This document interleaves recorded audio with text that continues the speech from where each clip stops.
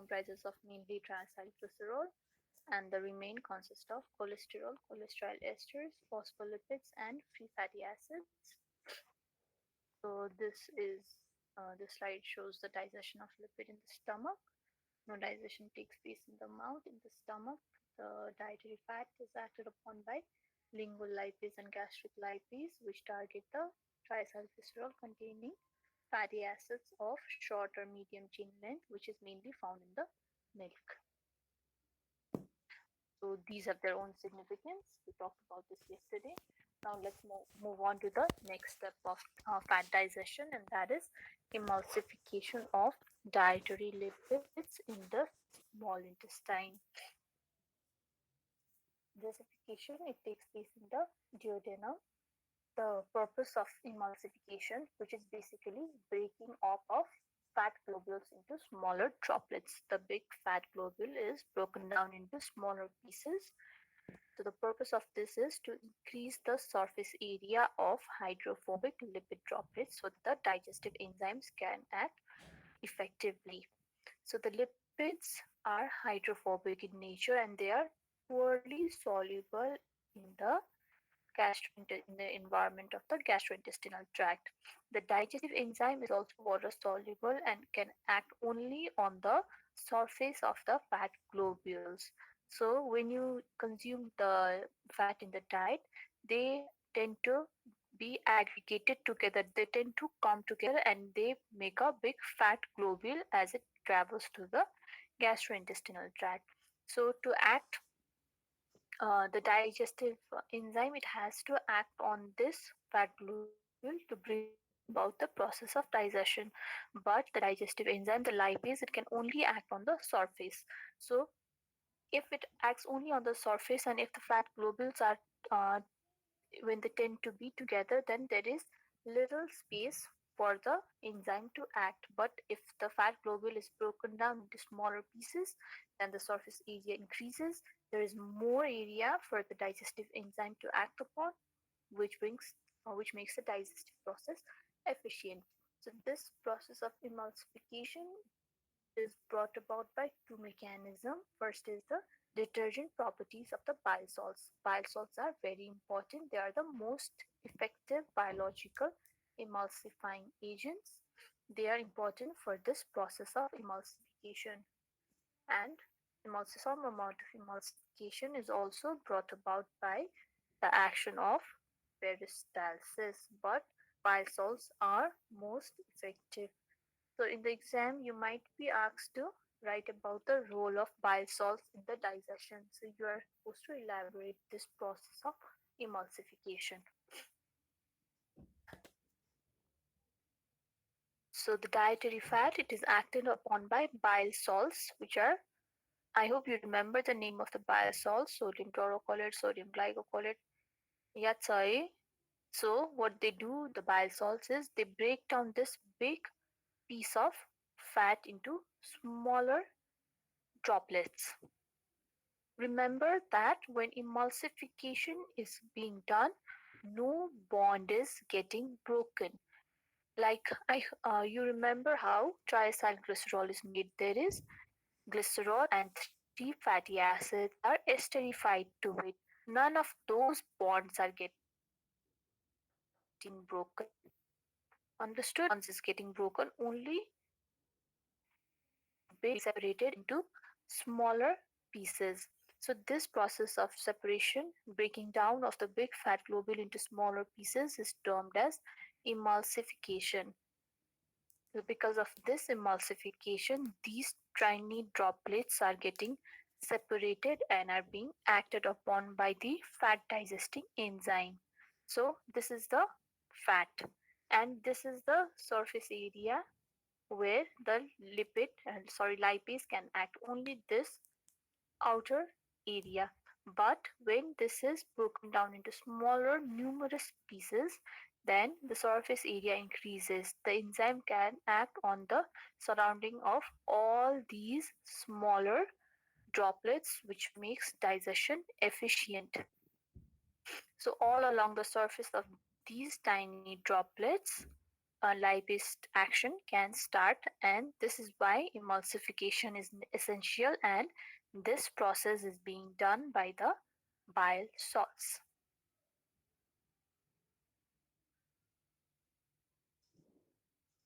This emulsification, it makes sure that the surface area where the lipase can act is increased, and the bile salts also prevents the further coming together of these separated droplets. So in the beginning, the fat, it tends to be aggregated.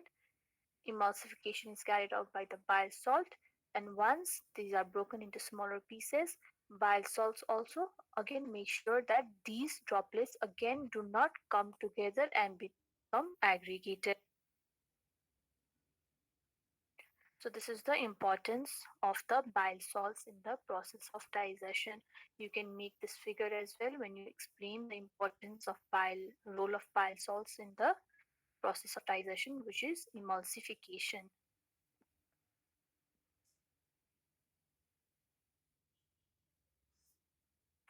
Now we have all the dietary lipids which need to be digested. We've got mainly triacylglycerol, we've got cholesterol esters and phospholipids which need to be converted to simple absorbable forms. Let's talk a bit triacylglycerol. It is integrated to 2-monoacylglycerol by the enzyme pancreatic lipase. From the molecule of triacylglycerol, two fatty acids are removed, which converts it to 2-monoacylglycerol, meaning there is only one fatty acid attached to the second carbon of the glycerol. So this is 2-monoacylglycerol, and you get two free fatty acids.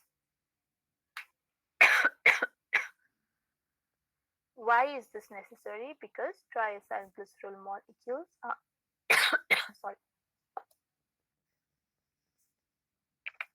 This is necessary because triacylglycerol molecules are too large to be taken up efficiently by the mucosal cells of the intestinal villi. The activity of pancreatic lipase is inhibited by bile acids, which are present along with the enzyme in the small intestine. So this is how triacylglycerol is degraded by the enzyme pancreatic lipase, which is present in the pancreatic secretion. Triacylglycerol is converted to 2-monoacylglycerol and 2 free fatty acids, which are the absorbable forms. There is another enzyme present, which is pancreatic colipase. This functions to prevent the inhibitory effects of bile salt on the lipase catalyzed hydrolysis of dietary long chain triacylglycerol. So as I said, pancreatic lipase is inhibited by the bile salts. So this is prevented to make sure that lipase is getting like lipase can act efficiently. There is the enzyme pancreatic colipase present, which prevents the inhibitory effect of the bile salts on pancreatic lipase. So this is the second enzyme that is necessary for digestion of the lipids. And another lipid that is present in our diet is the cholesterol ester. Do you remember what a cholesterol ester is? Cholesterol plus one free fatty acid.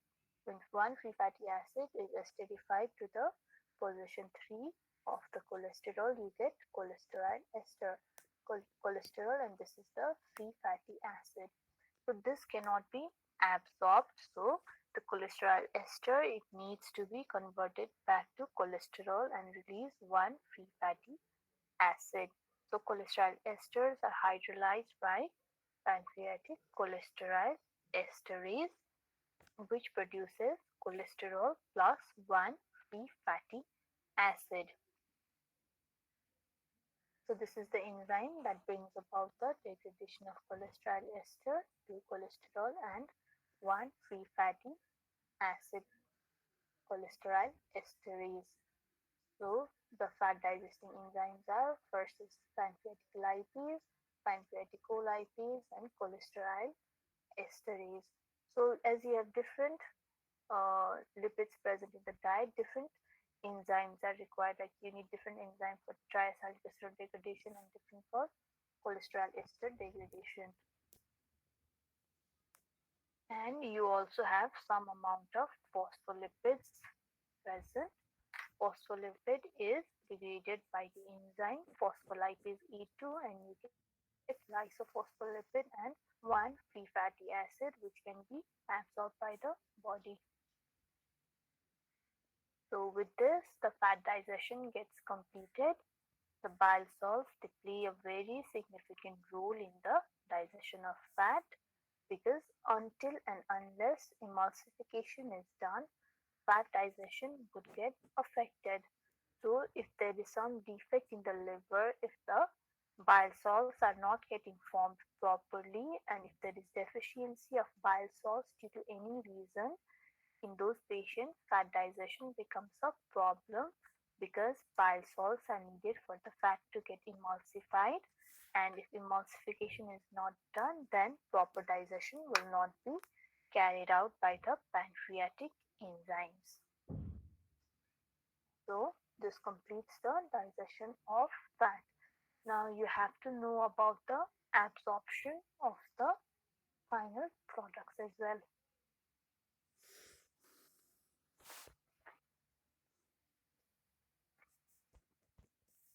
The final products of lipid digestion are mostly absorbed in the duodenum and jejunum. The luminal surface of the enterocytes is covered by a water layer which is unstirred water layer. So this water layer it represents the main barrier that the less soluble lipids must cross to be absorbed.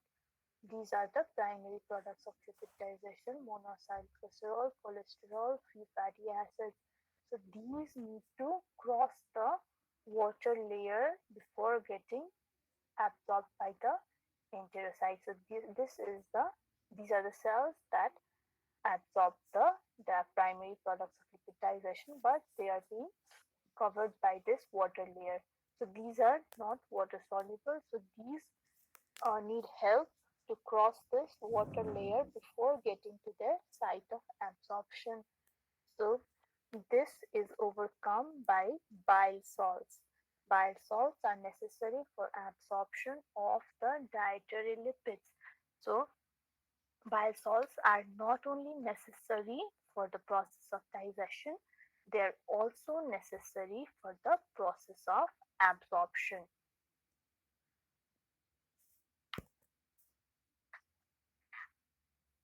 But you remember that the short and medium chain length fatty acids are water soluble and thus do not need the assistance of mixed micelles for absorption by the intestinal mucosa. They can easily cross this water layer and get absorbed. It is the rest of the molecules and long chain fatty acids that require the formation of micelles. This micelles formation, with the help of which the products of lipid digestion cross this water layer, this formation is helped by the bile salts.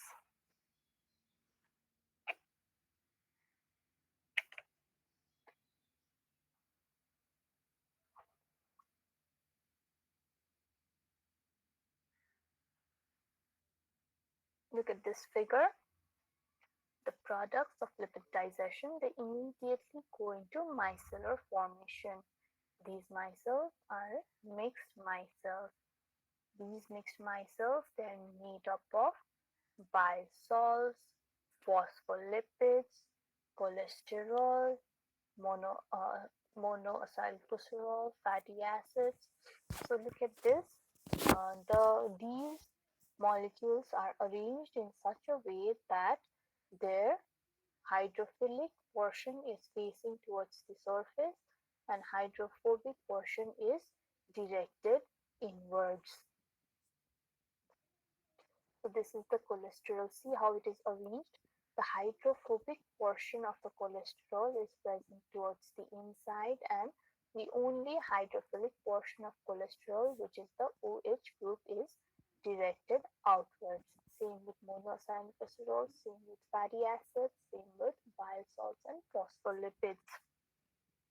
So these mixed micelles are disc-shaped clusters of lipids that are coming together with their hydrophobic group on the inside, and their hydrophilic groups are present towards the outside. So this arrangement it makes the mixed micelles soluble in the aqueous environment of the intestinal lumen. Therefore, the bile salts allow the formation of water-soluble micelles, which transport the less soluble lipids to the apical surface of the enterocytes. With the help of this bile salt, all these products of lipid digestion, they are coming together and making this mixed micelle, where the core is hydrophobic and the surface is hydrophilic. This arrangement helps all the products to cross this water layer and get absorbed by the enterocyte, which is the site of absorption. So this is the importance of bile salts in the absorption process as well. In the exam, you might be asked to mention the role of bile salt in the digestion and absorption of lipid. Make sure that you make this diagram. If it is difficult for you to make this one, you can just make this one and label it properly, and you write that bile salts help in the formation of mixed micelles. So okay, after formation of micelles, this these approach the primary site of lipid absorption, which is the brush border of the enterocytes. So after the formation of micelles, all these products can then cross the unstirred water layer and get absorbed by the enterocytes. But short and medium chain length fatty acids, they do not require the assistance of mixed micelles for absorption.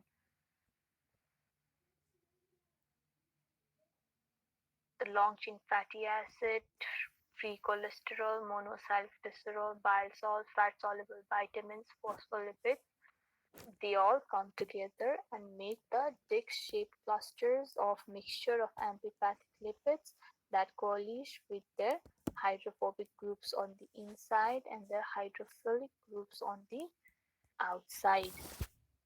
The short and medium chain fatty acids are water soluble and do not require the assistance of mixed micelles for absorption by the intestinal mucosa.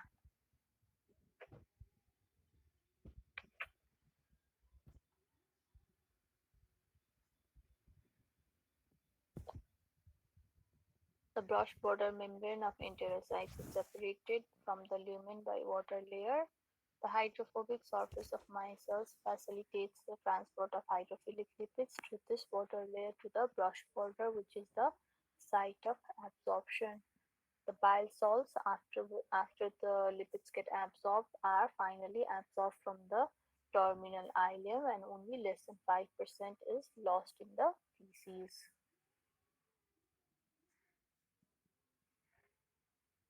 So this fat absorption is a complex and multi-stage process. So if there is a disease process that is going on which affects the alimentary system, it can result in malabsorption. But if there is some kind of pancreatic insufficiency, or there is some defect in the bile salt, if the bile salts are deficient, and if there is some intestinal disease, it leads to lipid malabsorption.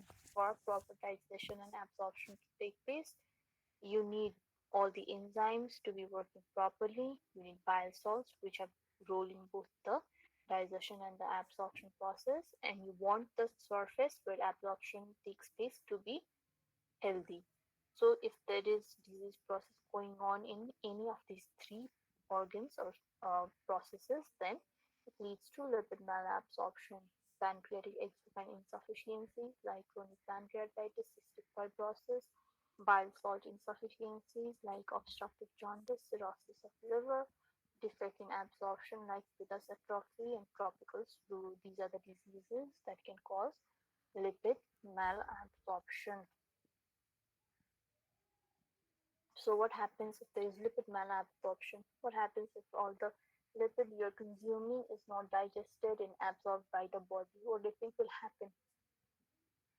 The lipid passes in the stool, and this is termed as steatorrhea, excretion of abnormal quantities of fat with the feces owing to reduced absorption of fat by the intestine is termed as steatorrhea. Stool becomes bulky and difficult to flush. They have pale and oily appearance, and stool is very foul smelling. There is increased fat excretion, which can lead to deficiency in essential fatty acids and fat soluble vitamins. The stool is difficult to flush because it floats due to the high fat content. So if you're asked to write a note on steatorrhea, you mention what is steatorrhea, you mention the quality of the stool, and you write that these are the causes of steatorrhea. The causes of lipid malabsorption are also the causes of steatorrhea.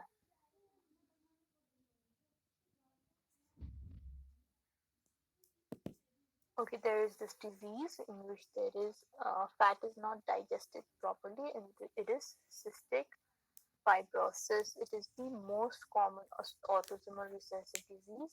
It is a multi-system disorder which affects pulmonary, gastrointestinal, and reproductive organs. In cystic fibrosis, there is a genetic defect. There is mutation in the gene coding for cystic fibrosis transmembrane conductance regulator protein. CFTR protein is defective. So you do not need to know the details of this. Just you know about this disease from the point of lipid dissection. So these are all the clinical features. Just go through it. There is salty, tasty skin. Salt is being excreted present in the sweat. High salt content in the sweat. The child has poor growth, poor weight gain, and severe respiratory disease and recurrent infection, and there is steatorrhea. So, why is there steatorrhea and cystic fibrosis? Because due to the defect in the CFTR protein, the pancreatic secretions they become very thick. So, when the pancreatic secretions become thick, they block the pancreatic duct. So when the pancreatic duct is blocked, all the pancreatic secretion they are not able to reach the duodenum.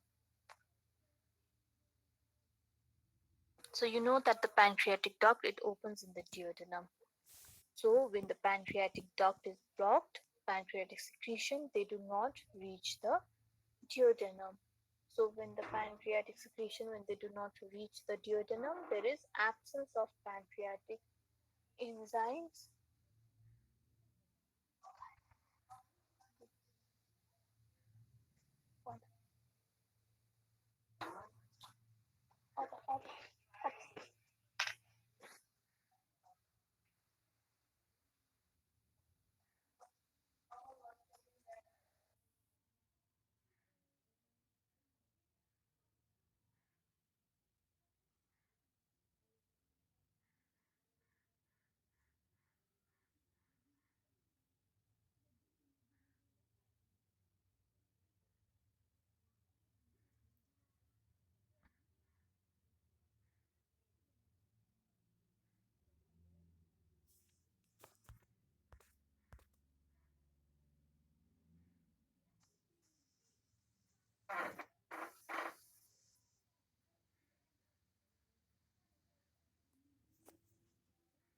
Okay.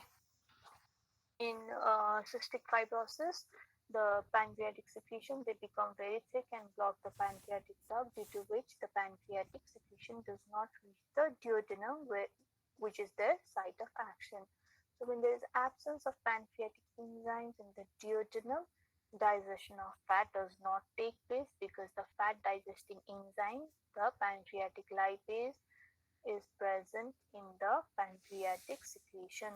There is also defect in the digestion of proteins because all those protein digesting enzymes are also present in the pancreatic secretion. I hope you remember the names of the protein digesting enzymes: chymotrypsin, trypsin. These all are also present in the pancreatic secretion. So, when the pancreatic duct is getting blocked, even the protein digesting enzymes are not able to reach the duodenum. So, in cystic fibrosis, there is both defect in the digestion of dietary proteins and defect in the digestion of dietary fat. When the fat are not properly digested, they do not get absorbed and they are then passed in the stool, which is the cause for steatorrhea in cystic fibrosis. Diagnosis is sweat chloride test and genetic testing. When you do sweat chloride test, you can see that the sodium content of the salt is very high. So, okay, that is the absorption of the dietary lipids. So, the fat has gotten digested by the action of lingual lipase, gastric lipase, which does minimum work.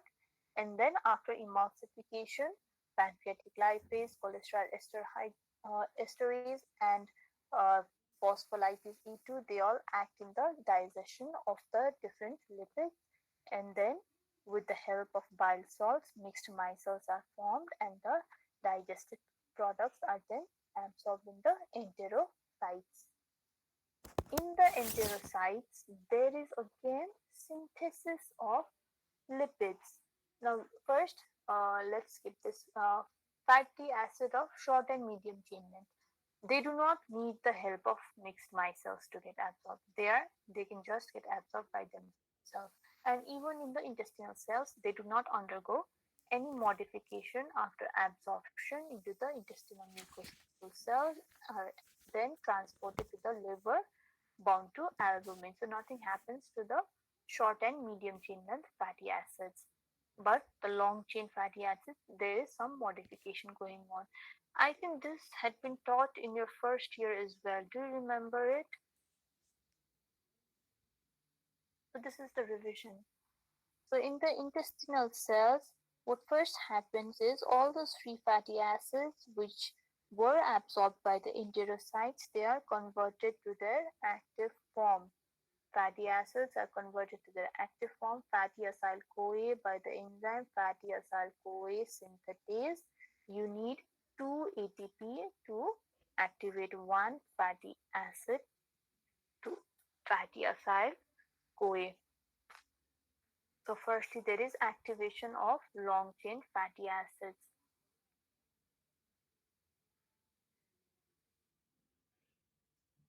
Look at this figure carefully.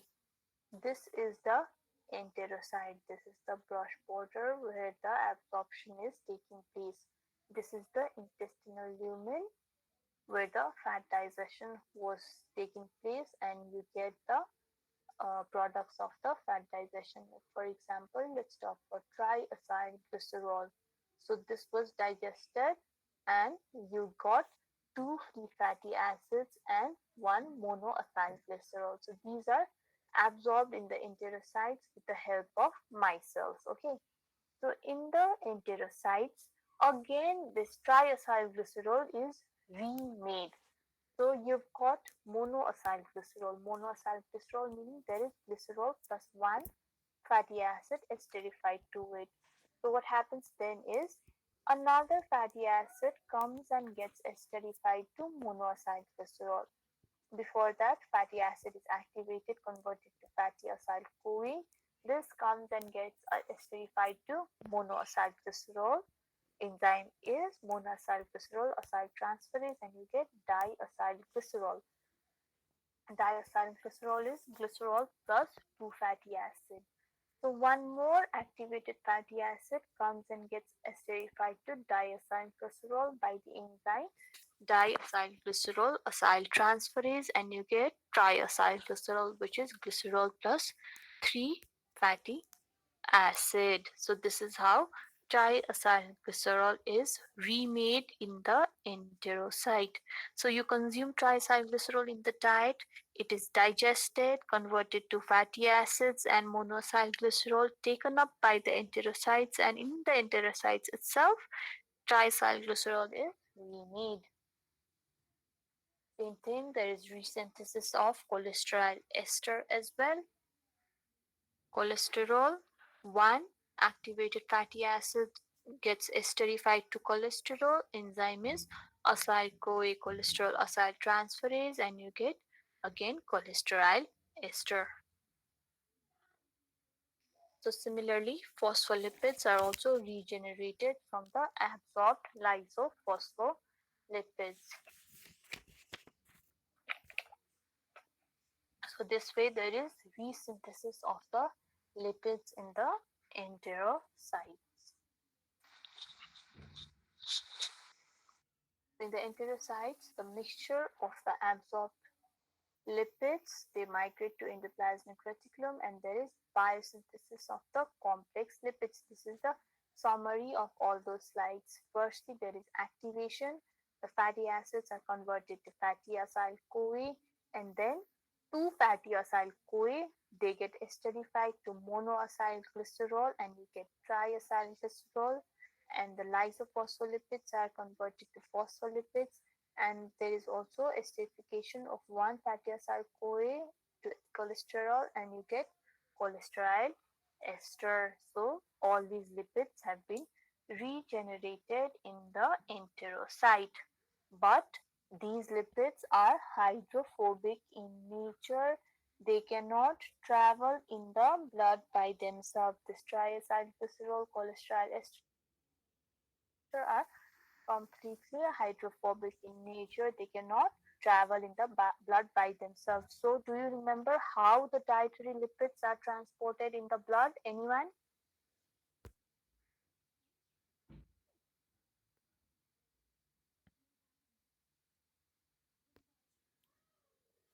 What is transport? Chylomicrons. Okay, good. There is the formation of the chylomicrons in the enterocytes. Triacylglycerol and cholesterol ester, they remain in the inner portion, and they are surrounded by the phospholipids and apolipoprotein B48. So these chylomicrons, they are released in the blood. So these chylomicrons, they help to transport the dietary lipids into the blood from the enterocyte. The site of chylomicron formation is the intestine. So chylomicrons are then released, they move through the lymphatic system and the bloodstream to reach the tissues. So do you remember the metabolism of chylomicrons? Chylomicrons, when they reach the capillaries, they are acted upon by the enzyme lipoprotein lipase. What does this lipoprotein lipase do? It degrades the triacylglycerol that is present within the chylomicrons. The triacylglycerols are converted to fatty acids and glycerol. The fatty acids then enter the cell.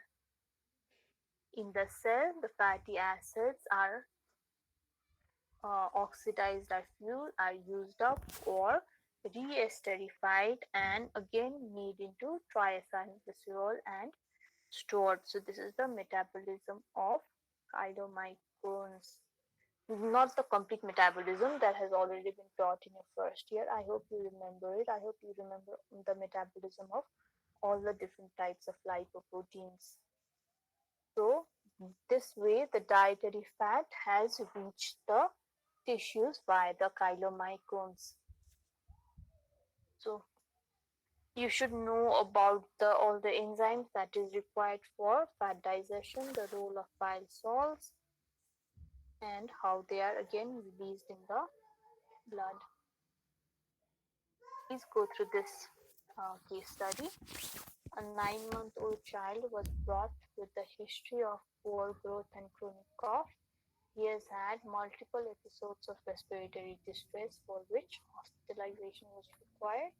The mother has noticed that the skin of the baby tastes salty when she kisses him. The child also passes loose, greasy, foul-smelling stool.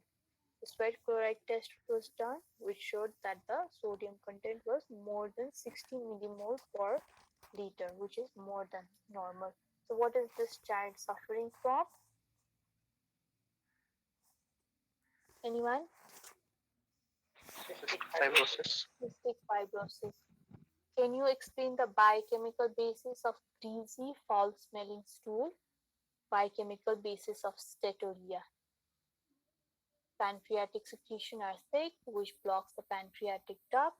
Pancreatic enzymes, which are required for digestion of lipids, are not reaching the duodenum. Fat digestion does not take place, and fat is excreted in the stool, leading to greasy, foul smelling stool. You should write this. This can be asked in your spotters in the practical exam. Okay, you need to solve all these questions. This is for your homework assignment. List the steps and enzymes involved in protein digestion. Describe malabsorption syndrome. Describe the digestion of fat. Name the proteolytic enzymes and their role in digestion. Describe the gastric digestion of proteins. Please solve all these questions.